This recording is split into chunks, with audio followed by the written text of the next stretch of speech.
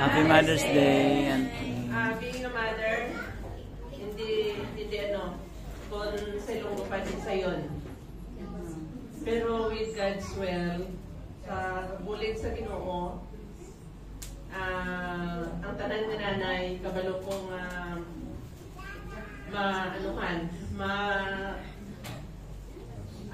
malampasan yung lahat ng mga sacrifices.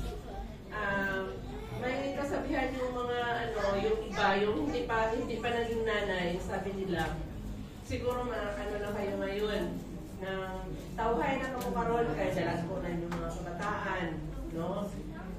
Maintindihan niyo ba ako? Tawhay na kamusubong, pero mga kautulan, mga brethren, mga kapatid, hindi nagtatapos yung obligasyon, maging nanay, maging tatay, hindi nagtatapos doon pag malaki na yung mga anak natin. Pag umpisa pa lang, nasa tiyan pa lang sila, parents na tayo. Hanggang nasa may asawa na sila o may mga anak na sila, may mga obligasyon pa rin tayo bilang isang parents. Hindi nagtatapos, hindi natin masasabi na na sila, masarap ng buhay nila kasi malaki ng mga anak nila, tapos ng mga anak nila.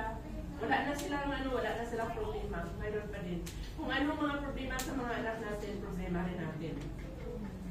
Kaya nga, ang lahat-lahat na sa atin, mating sa ating buhay, panalig lang tayo sa Panginoon. At ang isa nating kapital ba, yung isang puhunan sa ating buhay, yung panalangin lang sa Ginoo. Panalangin lang sa Panginoon. Yun lang ang isang bagay na dapat natin kakapitan. Panginoon lang. Siya lang lahat ang magbigay sa atin. Yan lang at Happy Mother's Day sa lahat.